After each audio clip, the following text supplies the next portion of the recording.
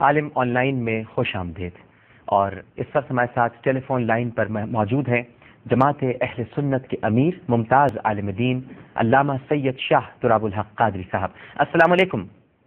جی وعلیکم السلام. میرا شریف جی آپ کی دعائیں. آپ کیسے ہیں علامہ صاحب؟ ٹھیک ہیں ڈاکٹر صاحب؟ خیریت الحمدللہ ماشاء اللہ. علامہ صاحب آپ نے بھی ختم نبوت کی تحریک میں بڑی ماریں کھائی ہیں، بہت آپ نے جلسے جلوس کیے ہیں اور نبی کریم صلی اللہ علیہ وآلہ وسلم کے ایک سچے عاشق ہونے کا ثبوت دیا ہے. میں یہ پوچھنا چاہوں گا کہ آج جو یہ دن ہے، جو ختم نبوت کا دن منایا جا رہا ہے، یہ کیا آج بھی ایسے اندیشے اور خطرات لاحق ہیں کہ رسول اکرم صلی اللہ علیہ وآلہ وسلم کے اس تاج نبوت کو کوئی خطرہ ہو، کوئی کوشش ایسی کر رہا ہو؟ یہ فتنے ابھی بھی سر اٹھا رہے ہیں؟ جی بہت معقول آپ نے بات کی. اور پہلے تو میں آپ کو اس پروگرام کے بے عینی اسی تاریخ میں نشر کرنے پر یا اہتمام کرنے پر آپ کو مبارکباد دیتا ہوں، اور جیو کو بھی. جی کہ آج وہ دن ہے 7 ستمبر کے، جس میں قومی اسمبلی کی ایک مخصوص کمیٹی میں یہ قرارداد پاس ہوئی کہ قادیانی غیر مسلم اقلیت ہیں. جی اور ظاہر اسی مناسبت سے آج 7 ستمبر بھی ہے. یہ 1974 7 ستمبر کا مسئلہ تھا. خطرات تو اصل میں جو پہلے تھے ایک حد تک وہ ختم ہو گئے جب انہیں غیر مسلم اقلیت قرار دیا گیا، اور اس کے بعد میں مزید خطرات پاکستان سے نکل کر بیرون ملک تو ابھی بھی موجود. مثال کے طور پر جب قادیانیوں کو غیر مسلم اقلیت قرار دیا تو انہوں نے اپنا ہیڈ کوارٹر رباط سے منتقل کر کے لندن پہنچا دیا. اور ظاہر ہے کہ یہ سارے پلان کے پیچھے لندنی کار فرما تھا. بلکہ برطانوی ایک رپورٹ ہے the arrival of British empire in India, اس میں تو یہ سارا قصہ موجود ہے کہ ایک جھوٹے نبی کو تلاش کرنے میں برطانوی راج نے کتنی کوشش کی اور کیسے مرزا صاحب کو آمادہ کیا وغیرہ وغیرہ.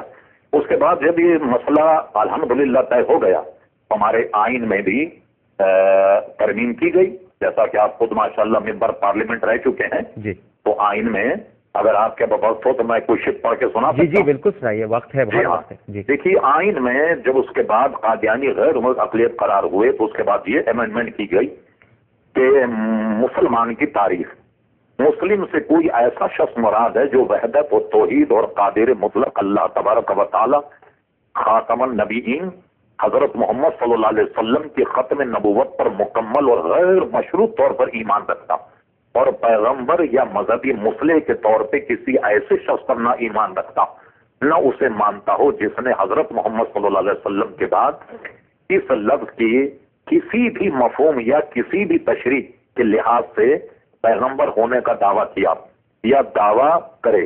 اور اس کے ساتھ ہی ساتھ یہ بھی موجود ہے کہ اس کے کلاس بے میں کہ غیر مسلم سے کوئی ایسا شخص مراد ہے جو مسلمان نہ ہو اور اس میں عیسائی، ہندو، سکھ، بدھ، پارسی فرقے سے تعلق رکھنے والا کوئی شخص قادیانی گروہ یا لاہوری گروہ اس میں باضابطہ موجود ہے جو اپنے آپ کو احمدی یا کسی اور نام سے موسوم کرتے.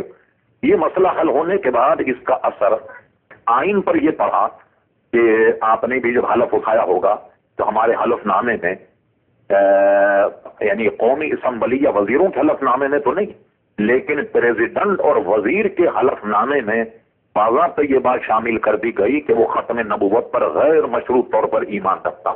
یعنی صدر اور وزیر اعظم انہوں اس بات کی ضرورت ہے کہ وزارت دفاع ہے، وزارت قانون ہے، وزارت خزانہ ہے، وزارت خارجہ، یہ بھی اہم کلیدی عہدے جو ہوں یہ بھی غیر مسلم یا قادیانیت کو نہ دیے جائیں.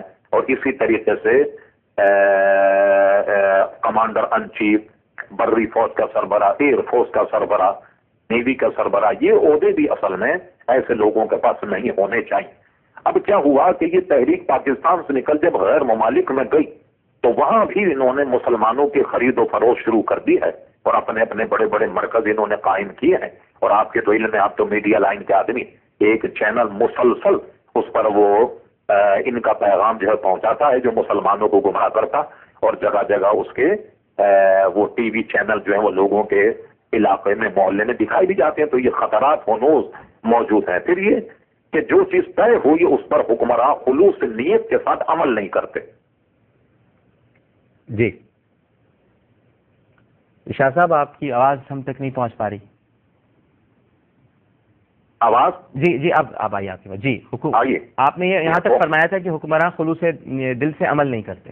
عمل نہیں کرتے. جی. یعنی جو ہمارے یہاں تعزیرات پاکستان میں بھی ترمیم ہوئی ہے نا، تو تعزیرات پاکستان میں بھی باضابطہ یہ موجود ہے کہ وہ اپنی عبادت گاہ کو مسجد نہیں کہہ سکتے، اذان نہیں کہہ سکتے، کھل کر کے تبلیغ نہیں کر سکتے، کوئی اسلامی وضع کا کوئی ایسا کام جیسے السلام علیکم یا بسم اللہ شریف وغیرہ لکھنا، یہ سب ان کے لیے ممانعت ہے. تو اس پر عمل درآمد اصل میں حکمرانوں کی جو ہے وہ اپنی ایک مذہبی ذمہ داری، اس سے ہمارے حکمراں عہدہ برا نہیں ہوتے. جی ٹھیک ہے. شاہ صاحب کچھ اور کہنا چاہیں گے آپ؟ جی جی فرمائیے. جی جی آپ تو آپ نے یہاں تک کہا کہ عہدہ برا نہیں ہو رہے، آپ بات اپنی مکمل کیجیے. جی بات مکمل کیجیے، میرے خیال سے آپ بات کر رہے تھے.